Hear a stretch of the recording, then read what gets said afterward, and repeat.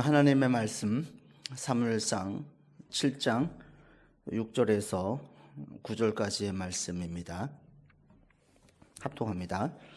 그들이 미스바에 모여 물을 길어 여호와 앞에 붓고 그날 종일 금식하고 거기에서 이르되 우리가 여호와께 범죄하였나이다 하니라. 사무엘이 미스바에서 이스라엘 자손을 다스리니라. 이스라엘 자손이 미스바에 모였다 함을 블레셋 사람들이 듣고 그들의 방백들이 이스라엘을 치러 올라온지라. 이스라엘 자손들이 듣고 블레셋 사람들을 두려워하여 이스라엘 자손이 사무엘에게 이르되 당신은 우리를 위하여 우리 하나님 여호와께 쉬지 말고 부르짖어 우리를 블레셋 사람들의 손에서 구원하시게 하소서 하니 사무엘이 젖 먹는 어린 양 하나를 가져다가 온전한 번제를 여호와께 드리고 이스라엘을 위하여 여호와께 부르짖음에 여호와께서 응답하셨더라. 아멘.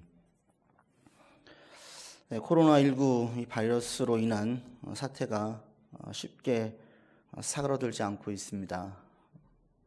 상당히 어렵고 힘든데, 그런데도 요즘에 우리의 마음을 따뜻하게 하고 감동을 주는 그런 기사들도 종종 올라옵니다. 지난주에 대구 경리병동에서 간호장교로 있는 김혜주 대위의 사진이 매스컴에 올라왔는데, 마스크에 콧등이 쓸려서 거기에 밴드를 붙인 사진이 올라왔죠. 매일 부모님과 통화한다고 하고 자기의 지금의 그 수고를 대수롭지 않게 여기고 당연히 해야 될 일로 여기고 있습니다. 이런 기사들이 몇 가지 올라오는 걸 보면서 제가 느끼는 게, 우리나라가 정말 물론 대통령을 중심으로 많은 분들이 수고하고 있지만 이 나라의 저력, 이 나라의 힘은 평범한 우리 시민들에게 있구나. 이분들의 수고와 이분들의 희생과 이분들의 헌신이 이 나라를 여기까지 오게 만들었구나, 이런 생각을 하게 됩니다. 지금의 이 고난들을 잘 이겨내서 우리가 훗날 이 고난을 통하여서 오히려 우리 민족이 더 하나가 되어지고 더 단단해질 수 있는 그런 계기가 되었으면 합니다. 고난이 때론 유익이죠. 지난주에 이어서 오늘도 비슷한 본문을 가지고 말씀을 전하는데, 이스라엘 백성들 가운데에도 고난이 있었습니다. 그리고 이들은 이 고난을 유익이다라고 고백을 했죠. 고난이 이들 가운데 있었을 그 고난은 우리가 지금 느끼는 고난보다도 더 큰 고난일 수도 있었습니다. 왜냐하면 그들의 법궤를 빼앗긴 그 고난은 정체성을 상실하고 의지할 대상을 상실하고 또 보호자를 상실하는 그런 고난이었기 때문이죠. 그 당시 전쟁은 신전이었습니다. 신들의 전쟁이었죠. 자신들의 정체성을 상실하는 하나님을 빼앗기고 의지할 대상을 빼앗기고 또 자신들을 보호해 줄 거라고 여겼던 그 보호자를 빼앗긴 겁니다. 이 법궤라는 것은 그런 큰 의미가 있어서 이들 가운데 너무나 큰 상실과 고난이었습니다. 그런데 그 고난이 그들 가운데는 축복으로 바뀌었죠. 고난이 유익이 된 거예요. 지금의 우리의 고난도 유익이 됩니다. 유익이 될 수 있습니다. 근데 문제는 이 고난이 모든 사람에게 유익이 되지는 않는다는 거죠. 특별히 고난을 겪고 있는 당사자들에게 고난이 유익입니다. 고난이 유익이 될 것입니다. 아무리 이야기를 해도 이게 안 들려요. 고난 가운데에선 그것이 유익으로 느껴지지 않습니다. 그러나 고난을 통과한 사람들은 하나같이 전부 같은 말을 하죠. 그 고난이 나를 더 성장시켰습니다. 그 고난이 보지 못하는 것을 보게 만들었습니다. 그 고난이 나로 하여금 무엇이 더 가치 있는지 깨닫게 해 주었습니다. 라고 고백을 해요. 그래서 고난이라는 것은 얼마나 큰 고난이냐, 이 크기가 중요한 것이 아니냐, 사실은 고난을 통과하느냐 통과하지 못하느냐에 따라서 이것이 유익이 될 수가 있고 상처로만 남을 수도 있어요. 고난을 통과하지 못한 사람들은 그것이 큰 상처가 되죠. 고난을 겪고 난 다음에 그 고난 때문에 더 깔아앉고 더 밑바닥 인생을 살게 되어지고 더 어려워지면 그 고난이 그 사람에게는 회복되지 못할 상처가 돼요. 그러나 고난을 통과한 사람들은 한결같이 하나같이 다 말하는 것은 고난은 나에게 유익이 되었습니다. 다시는 겪고 싶지 않지만 유익이 되었습니다. 이렇게 얘기를 해요. 우리도 지금의 고난이 다 유익이 되게 만들 수 있도록 우리가 힘쓰고 하나가 되기를 원합니다. 지난주 말씀을 드릴 때 고난이 우리에게 유익이 되기 위해서 가장 먼저 그리스도인에게 필요한 것은 무엇이냐? 하나님을 사모하는 것이다. 이스라엘 백성들이 법궤를 빼앗기고 하나님을 사모했던 것처럼, 그 사모함이 회복으로 승리로 이어지고 고난이 유익이 된 것처럼 우리도 마찬가지입니다. 먼저 이 고난을 이겨내려면 가장 기본적으로 하나님을 사모해야 되죠. 그리고 지난주에 말씀에 근거해 보면 우리의 죄를 고백을 하고 우리 마음에 있어서 의지의 대상을 온전히 하나님께로 향하고, 그리고 계속해서 아무리 힘들고 어려워도 하나님을 의지하는, 이렇게 되어질 때에 우리가 고난을 이겨낼 수 있습니다. 그리스도인들이 주변 사람들에게 이렇게 고난을 이겨낼 수 있도록 희망의 말을 하고 자꾸 격려할 수 있는 위치에 있었으면 좋겠습니다. 고난이라는 것은 사실 우리 그리스도인에게는 숙명과 같아요. 고난이 없으면 사생자라고 그랬죠. 고난은 우리 그리스도인에게는 운명이에요, 운명. 이것은 운동선수가 운동할 때에 겪는 고난, 그들에게 고난이 숙명인 것과 같습니다. 운동선수는 그들의 특성상 경쟁 상대가 있어요. 누군가 싸워서 이겨야 돼. 이게 운동선수의 숙명이죠. 누군가 싸워서 이기려면 그보다 훨씬 강한 힘과 기술을 가지고 있어야 돼요. 힘과 기술을 가지려면 좀 극한까지 끌어올리는 훈련이 있어야 되죠. 그 훈련을 통해서 자신의 힘과 기술을 끌어올리는 거예요. 이것이 있어야 경쟁에서 이길 수가 있습니다.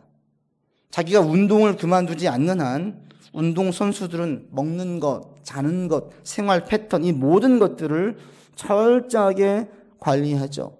이게 그들 가운데는 고난이에요. 시즌 때만 그렇게 하는 것이 아니라 비시즌 때에도 그들은 그렇게 관리를 해야만 합니다. 그래야 그 다음 시즌 때에 잘할 수 있기 때문이죠. 힘들지만 그것이 운동선수들에게는 당연한 것이고, 그 힘든 그 시간들, 고통을 동반한 인고의 시간이 그들에게는 고난이에요. 근데 우리 그리스도인들이 이와 똑같아요. 나는 싸우는 거 싫은데 그래도 우리는 예수를 믿는 순간 우리는 싸움터에 딱 올라간 거예요. 경기장 안으로 우리는 이미 발을 들여놓게 되었어요. 내가 원치 않아도. 대신 싸우는 대상이 사람이 아니라 사탄이고 마귀라는 거죠. 그들과 우리는 싸우는 겁니다. 그럴 때 사탄과 마귀는 하나님과 절대적으로 적대적인 관계예요. 마치 빛이 오면 어둠이 물러가죠. 빛과 어둠은 공존할 수 없어요. 빛이 있으면 어둠이 물러나요. 어둠이 있으면 빛이 없다는 얘기죠. 하나님이 함께 한다는 것은 사탄이 물러나는 것이고, 사탄이 있다는 것은 하나님께서 하나님의 존재가 지금 그 자리에 보이지 않는다는 얘기예요. 우리가 제대로 신앙생활을 하려고 하면 그 순간 사탄은 벌써 우리를 공격 대상으로 삼고 우리를 공격해 옵니다. 우리와 싸워요. 우리를 걸려 넘어지게 만들어요. 그래서 우리를 힘들게 하죠. 이게 우리 가운데는 고난이에요. 그래서 히브리서에서 고난이 없으면 사생자다. 하나님을 믿고 따른다면 당연히 고난이 있다라는 거예요. 고난은 우리에게 숙명이에요. 고난이 없는 교회 다니는 사람들 가운데 고난이 없는 사람들이 있습니다. 그들이 누군지 아십니까? 여전히 죄 가운데 사는 사람들의 죄 가운데. 하나님을 믿는다고 이야기하지만 사실은 믿지 않고 세상에 휩쓸려가지고 그냥 그렇게 살아가는 사람들. 이들은 사탄이 싸움을 걸지 않아요. 왜요? 그냥 내버려둬도 알아서 병들고 알아서 썩어지기 때문에 그렇습니다. 이번 겨울에 저희가 가족에서 귤을 박스로 시켜 먹었어요.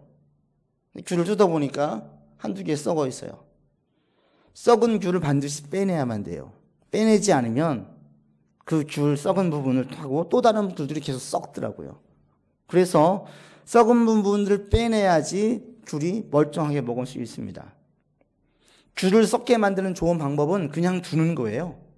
썩은 귤을 뽑지 않고 그냥 두는 거예요. 사단이 교회를 다닌다고 이야기하지만 하나님을 믿지 않고 죄 가운데 살고 있고 세상에 휩쓸려 살고 있는 사람들 내버려 두는 이치가 이와 똑같습니다. 그냥 내버려 둬요.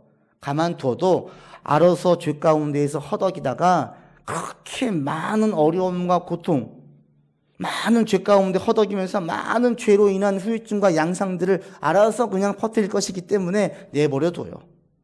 사단의 제일 타겟은 하나님을 잘 믿는 사람들, 잘 믿으려고 애를 쓰는 사람들, 이 사람들은 그냥 가만두지 않고 계속 공격합니다.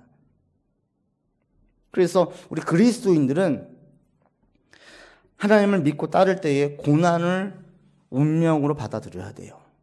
그 고난을 회피하려고 하지 말고 이겨내야 돼요.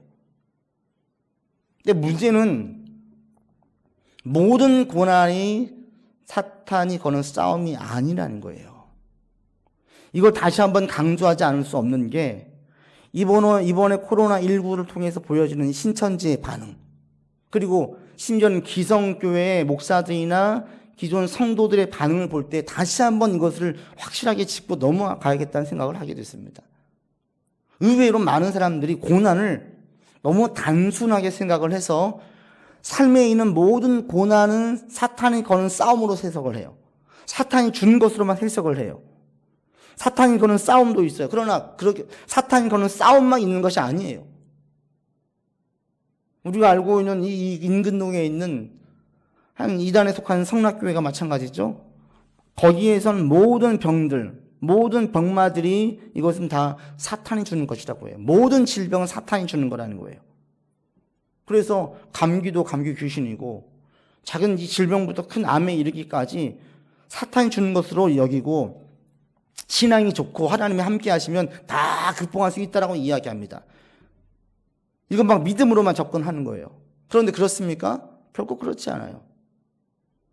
근데 이런 모습이 이단에게서만 보이는 게 아니라 기존 교회에게서도 보인다라는 거예요. 지난주에 어느 교회에서 그런 얘기 했잖아요. 코로나19 이거 예수님 잘 믿는 사람들은 이건 절대로 걸리지 않습니다. 걱정하지 마십시오. 이런 얘기를 했어요. 제가 아는 분을 통해 들었는데 코로나가 이렇게 퍼지기 전에 그 교회에서 외국인들을 상대로 한국어를 가르쳤어요. 100명 넘는 학생들을 가르치고 있기 때문에 담당했던 집사님이 거기서 함께 자원봉사로 섬기는 목사님에게 그렇게 물었대요. 목사님, 외국인들이 이렇게 많은데 당분간 우리가 이 한국어 교실을 조금 쉬는 게 낫지 않겠습니까? 그랬더니 그분 자원봉사하신 목사님 대뜸 하시는 말씀이 아니 어디서 그렇게 믿음 없는 소리를 하시냐고. 믿는 사람들은 그런 거 걱정하지 않아도 된다고. 이렇게 핀잔을 주시더래요. 근데 그 뒤로 이게 확 퍼져버린 거예요. 전 그 얘기를 듣고 깜짝 놀랐어요. 그러나 의외로 많은 분들이 이런 생각을 하고 있어요. 고난과 어려움들 믿는 사람들에게는 오지 않는다. 질병도 믿음의 사람들은 하나님 일을 하다 보면 다 건너갈 수 있다. 이것은 너무나 고난에 대해서 단순하게 너무나 편협하게 해석을 하는 거예요. 이번 신천지의 보도를 보십시오. 신천지를 보게 되어지면 이번에 코로나19로 인해서 겪는 우리나라의 고통에 상당히 큰 비중은 신천지 때문이었어요. 그런데 정작 그들은 자신들이 제일 큰 피해자라고 토로해요. 그러면서 거기 교주인 이만희가 특별 편지를 온라인으로 보냈어요. 두 번의 편지를 보냈는데 첫 번째는 근본 병마 사건은 신천지가 급성장됨을 마귀가 보고 이를 저지하고자 일으킨 마귀의 짓이다. 우리의 발전을 파괴하고자 하는 것이다. 이렇게 얘기를 했어요. 그리고 또 하나의 편지를 보냈어요. 28일 날 두 번째 편지를 보냈는데 거기는 이렇게 되어져 있습니다. 이 환란이 지금 14만 4천 명이 임맞음으로 있게 된 것은 큰 환란이다. 요한계시록에 기록된 것처럼 이 환란이 있은 후에 흰 무리가 나온다 하였으므로 이것이 이루어지는 순리다. 마치 이게 하나님이 뜻인 것처럼 말하죠. 자신들이 겪는 고난, 그들에게 고난이겠죠. 근데 그들이 겪는 고난에 대한 해석을 보면 첫 번째는 마귀의 짓으로 맞서요. 이건 마귀가 우리를 지금 회방하고 있는 거다. 그래서 이겨내십시오. 두 번째는 하나님의 뜻으로 맞서요. 성경 말씀은 이루어지는 것이다. 해석이 조금 달라요. 그 일주일 사이에. 근데 이들의 해석을 보면 이 편지만 봐도 이들이 지금 얼마나 잘못되어져 있는지, 이 고난에 대한 잘못된 해석을 통해서 드러난 이들의 문제가 무엇인지가 그대로 드러납니다. 제가 이번에 편지만 봐도 크게 4가지 정도 문제가 있어요. 첫 번째는 모든 상황들을 자기 중심적으로 해석을 해요. 자기 중심적으로. 이 고난은 지금 모든 고난의 중심엔 자신들, 역사의 주관자가 자기인 거예요. 기존 교인들 가운데도 이런 시각을 가지고 있는 분들이 있어요. 하나님께서 나를 중심으로 이끌어 가시는 것처럼. 근데 우린 그렇지 않죠. 모든 역사는 하나님의 중심으로 이끌어 가요. 우리는 그 하나님 역사의 일부로 사용되어지는 것이지 우리가 그 역사의 주인공이 아니에요. 근데 이들은 자신들이 역사의 주인공이에요. 자기를 중심으로 돌아가는 거죠. 그래서 이 과천에서 천국에 들어간 사람이 과천의 모든 심판의 중심지가 된다라고 이야기하잖아요. 조금만 세상을 넓게 보여지면 이것이 얼마나 잘못되어져 있는지, 잘못된 해석인지를 알 수 있어요. 이들의 역사관도 대단히 편협되어져 있습니다. 코로나19를 이게 사탄이 자신들이 지금 너무나 지금 부흥하고 있으니까 자신들 지금 회방론은 괴계로 보고 있어요. 그러면 지금 우리나라뿐 아니라 이란이든지 이탈리아든지 일본이든지 뭐 영국이든지 막 세계 각지로 퍼져나가고 있는 이 상황은 어떻게 해석을 할 거예요? 코로나19가 단순히 자신들에게 지금 회방을 놓는 사건입니까? 말도 안 되는 거예요. 말도 안 되는 거예요. 편협한 역사관을 가지고 있어요. 그리고 그들의 성경적인 지식도 대단히 근시안적이에요. 짧아요. 요한계시록에 나와 있는 14만 4천 명, 이들은 지금 그 14만 4천 명의 수를 상징적인 수로 보지 않고 실제적인 수로 봅니다. 그들은 그렇습니다. 그래서 성경 공부를 마치고 그들의 교육을 이수를 하고 또 시험을 보고 돈을 내면서까지 하더라고요. 거기 통과되어진 사람들 14만 4천 명만이 예수님 재림 때에 완전한 부활체의 몸을 입는다라고 이야기를 합니다. 그런데 요한계시록에 나와 있는 수는 모두 다 상징적인 수예요. 요한계시록은 당시 로마에서 핍박과 박해를 받고 있는 성도들에게 위로와 소망을 주기 위해서 사도 요한이 쓴 편지예요. 묵시적인 편지죠. 상징적인 편지인데 이방 사람들, 믿지 않는 사람들이 볼 때는 이게 무슨 얘기인지 모르겠지만 믿는 사람들이 들을 때에는 충분히 이해가 되고 무엇을 상징하는지 그들은 알 수 있었어요. 그들에게는 14만 4천이라는 수가 절대적인 수가 아니었어요. 상징적인 수였어요. 지금 그쪽에서는 신천지에서는 절대적인 수로 봐요. 이게 얼마나 지금 성경이 잘못 알고 있는지. 종말론도 마찬가지입니다. 그들은 이만희가 절대적인 완전한 선지자이기 때문에 예수님 부활하실 때에 예수님의 영과 이 육체, 이만희 육체가 결합한다고 봐요. 완전체로 이른대요. 그래서 그들은 이만희가 죽기 전에 세상에 종말이 온다라고 얘기하고 있어요. 종말론에 대한 얼마나 잘못된, 이 신학이 또 잘못되어져. 신학의 부재, 신학이 없어요. 성경에서 말씀하신 종말은 무엇입니까? 연도가 중요한 게 아니에요. 언제 온다. 그러니 종말을 준비해라 라고 얘기하지 않습니다. 종말론의 핵심은 두 가지예요. 깨어있으라. 어느 때 올지 모르니까 항상 깨어있어라. 또 한 가지. 어느 때 올지 모르니까 지금 하나님의 나라가 임하는 삶을 살아라. 이거예요. 하나님의 나라가 임하기를 기다리는 삶이 아니라 지금 그 삶을 살라는 거예요. 이들에겐 신학이 없어요. 고난에 대한 해석이 잘못되어지니 지금의 상황에 대해서 하나님의 뜻을 이들이 알 수가 없죠. 하나님의 뜻을 알지 못합니다. 여러분, 고난을 잘 해석할 수 있기를 바랍니다. 이번 상황을 통해서 신천지를 얼마나 큰 문제가 있는지 저도 이번에 사건들을 보면서 깜짝 놀랐어요. 20, 30대 여성들이 그렇게 많이 신천지에 빠져 있는지 몰랐거든요. 20대, 30대 여성들이 그렇게 많이 신천지에 빠져 있더라고요. 교회에서 경계해야 돼요. 그리고 여러분, 가급적이면 교회 이외의 성경 공부는 하지 않고 또 만약에 하게 되어진다면 매우 주의하고 꼭 반드시 물어보고 난 다음에 그렇게 할 수 있기를 바랍니다. 고난에 대해서 다시 한번 말씀을 드립니다. 여러분, 고난에 대한 해석이 얼마나 중요한지 이번 이 코로나19 사태를 보면서 다시 한번 깨닫게 되어져요. 고난은 사탄이 주기도 하지만 사탄만 주는 것이 아니에요.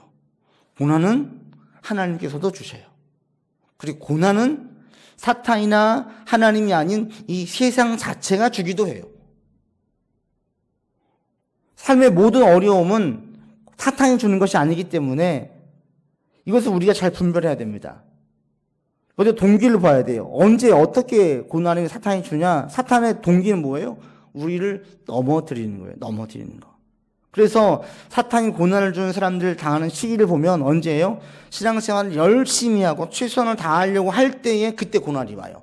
이런 경우 대부분 사탄이 주는 고난인 경우가 많습니다. 왜? 사탄은 우리가 신앙생활 열심히 잘하는 것을 절대 원치 않거든요. 우리를 통해서 하나님의 나라가 임하고 하나님의 역사가 나타나는 것을 사탄은 원치 않아요. 그것은 빛이 나타나는 것과 똑같아요. 어둠인 사탄이 빛이 밝혀지는 것을 너무 싫어하는 거죠. 그러니까 피하고 싶고 그를 굴복시키고 싶은 거예요. 그냥 예전처럼 잘 안 믿고 살기를 원하는 거예요. 사단의 목적은 우리를 넘어뜨리는 거기 때문에 신앙생활을 열심히 하려고 다시 최선을 다하려고 하나님을 온전히 믿으려고 할 때에 그때 사단이 고난을 줘요. 이건 사탄이 주는 고난이에요. 하나님께서 고난을 주시기도 하십니다. 하나님의 고난의 목적은 우리를 살리는 게 목적이죠. 하나님의 고난은 그래서 크게 두 가지로 나누어 볼 수 있습니다. 한 가지는 우리가 교만할 때 하나님께서 고난을 주세요.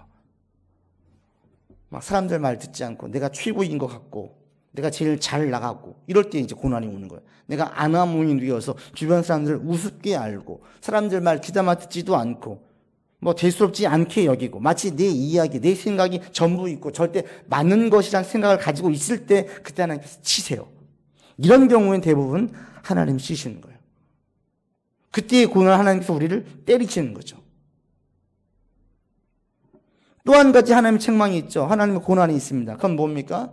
그것은 우리를 신앙을 성장시키기 위해서 고난을 주시기도 해요. 성장시키기 위해서. 주로 어떨 때 이런 고난을 당하냐면 안주하려고 할 때. 삶이 평탄해요. 안정적이에요. 그러면서 어느 순간부터 그냥 그 삶에 만족하고 안주하려고 할 때에 그때 하나님께서 고난을 주셔가지고 그를 훈련시키시는 경우가 있습니다. 이렇게 하나님 주신 고난이 있어요. 이 고난은 두 가지라고 말씀드렸어요. 교만할 때. 그때 때리세요. 또 한 가지 우리가 삶에 안주하려고 할 때. 그때 우리를 깨워서 한 단계 성장시키시려고 고난을 주십니다. 그리고 세상이 주는 고난이 있습니다. 이 세상이 주는 고난은 해석이 안 되는 경우가 대부분이에요. 해석이 안 돼요. 사도 베드로는 이 고난을 그래서 애매한 고난이라고 얘기했어요. 애매한 고난. 우리의 고난 가운데에 애매한 고난이 있어요. 너무나 고난의 이유가 다양해요. 우리가 사는 나라에 따라서, 사는 지역에 따라서, 또 내가 몸담고 있는 직장이나 어떤 공동체에 따라서, 우리의 가정에 따라서, 또 내 개인의 성향과 기질에 따라서 겪는 고난이, 세상에서 겪는 고난이 다 달라요. 그래도 굳이 따진다면 주변에 이런 구조적인 것들, 악인의 통치나 주변에 악한 사람들이나 악한 동료에 의해서 오는 고난이 있고요. 또 한 가지는 우리가 지혜가, 세상에 대한 지혜가 부족할 때 무엇인가 부족해서 오는 고난이 있어요. 이런 고난은 세상이 주는 고난이에요. 이것은 하나님이 직접 주시거나 사탄이 직접 주는 것은 아니에요. 그런데 그 고난을 사단이 이용하기도 하고 하나님이 훈련의 도구로 사용하시기도 하지요. 그래서 세상에서 오는 고난이 있습니다. 그런 세상에서 오는 고난은 주로 어떨 때 오냐면 지나치게 사람이나 상황을 신뢰할 때, 그리고 또 한 가지 그래서 내 지혜가 부족할 때, 이럴 때 세상에서 고난이 와요. 고난이 이렇게 다 달라요. 그래서 고난에 대해서 사단이 주는 고난이냐 하나님이 주시는 고난이냐 아니면 이 세상에서 오는 애매한 고난이냐, 이 분별을 잘하면 대응 방법도 다르지요. 사탄이 주는 고난을 어떻게 해야 됩니까? 그러면 더 힘써서 교회 가야 돼요. 내가 신앙생활 하려고 했는데 막 갑자기 어려움이 생겨요. 막 고난이 와요. 삶이 힘들어져요. 예배를 드릴 수 없는 상황이 자꾸 생겨져요. 그럴 때는 억지로 더 가야 돼요. 억지로. 막 어거지로라도 의지적으로 내 끌고 나가야 돼요. 네가 이기나 내가 이기나 보자. 내가 지금부터 작정을 하고 예배 드리려고 마음 먹었어요. 성수기를 하려고 했어요. 시간을 빼어서 기도하는 시간을 가지려고 했어요. 근데 자꾸 이렇게 꼬이는 거예요. 그럴 때는 빨리 이것은 어쩌면 사탄이 지금 나를 흔들고 있는 것이다 라는 생각을 하고, 그럴 때에는 더 힘써서 기도의 자리, 찬송의 자리, 말씀의 자리, 하나님을 더 의지하는 그런 자리로 나가야 돼요. 하나님께서 주시는 것이다 그러면 생각을 해야 돼요. 하나님께서 주신 것이다. 그럼 이것이 지금 나를 훈련시키시는 것인지 매를 드시는 것인지. 그래서 하나님 주신 훈련이라고 느껴질 때에는, 고난이라고 느껴질 때는 제일 첫 번째 자기를 점검해야 돼요. 자신을 겸손하게 해야 돼요. 이스라엘 백성들처럼 금식을 하는 것도 때로는 유익합니다. 영적으로 육적으로 자기를 겸손하게 낮추는 거예요. 금식은 우리의 몸을 겸손하게 만들어요. 그때 자기를 점검하는 시간을 가지면서 이 고난이 하나님 주신 고난이라면 나에게 혹시 어떤 교만함이 있는지, 어떤 하나님 말씀보다 더 중요하게 여기는 것이 있는지, 내가 너무나 지금 높이 올라와 있지는 않는지 자기를 점검하는 시간을 가져야 돼요. 그런 시간을 가졌는데도 불구하고 내가 여전히 나는 하나님을 절대로 믿고 있다. 그러면 두 번째로 훈련으로 생각을 하시면 돼요. 하나님이 지금 나를 한 단계 성장시키기 위해서 훈련하고 계시는구나. 연단이구나. 그러면 그때는 견디는 거예요. 견디는 거예요. 그냥 순종하는 거예요. 그때는 중요한 게 뭐냐면 하나님의 속성을 자꾸 묵상하는 게 중요합니다. 선하신 하나님, 나를 보호하신 하나님, 나를 지켜주신 하나님, 계속 묵상하면서 그 고난들을 견뎌내면 그게 자기의 신앙을 한 단계 높이는 것을 볼 수 있어요. 세상이 주는 고난이라면 그것은 단순히 앉아서 있으면 안 돼요. 세상이 주는 고난은 어떻게 해야 됩니까? 그 고난이 되어지는 그 문제에 대해 깊은 이해를 가지고 있는 사람들을 자꾸 만나러 나가야 돼요. 세상이 주는 고난은 무조건 기도하시는 분이 있어요. 기도로만, 신앙으로만. 그런데 세상이 주는 고난에 대하여서는 그 문제에 대한 깊은 이해를 가지고 있는 사람들 자꾸 만나는 게 매우 중요합니다.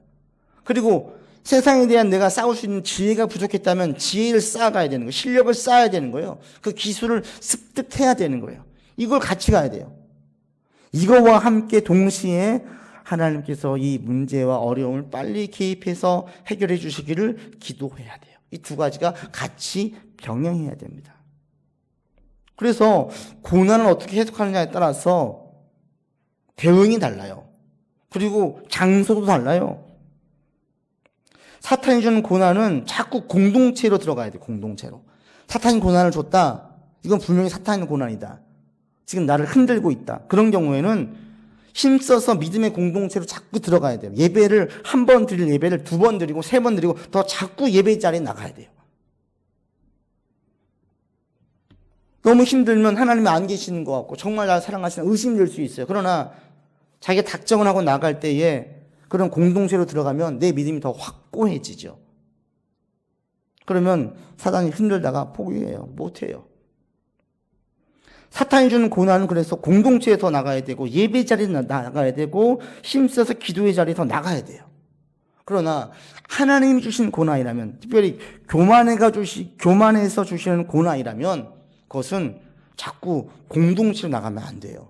그때는 은밀한 골방으로 가야 돼요. 골방으로. 조용히 골방에 가서 말씀으로 자기를 투사해 봐야 돼요.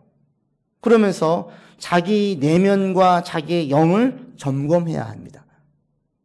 내 안에 어떤 교만함이 있는지, 내가 지금 무엇을 가장 절대로 여기면서 나가고 있는지. 입술로는 겸손한 척 했지만 마음속에서 한없이 사람들을 우습게 여기고 있지는 않았는지 자기를 점검하는 거예요. 구원의 가치가 내게 가장 가치 있고 귀한 것을 여전히 여기고 있는지.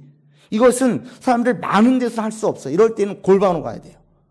골방에 들어가서 성경을 통해서 자기를 점검해야 되는 거예요.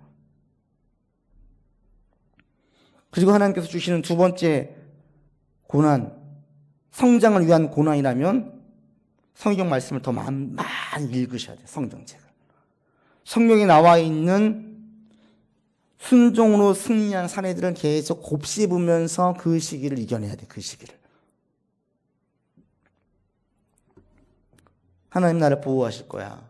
하나님은 선하신 분이시야. 하나님께서는 나를 끝까지 지켜주실 거야.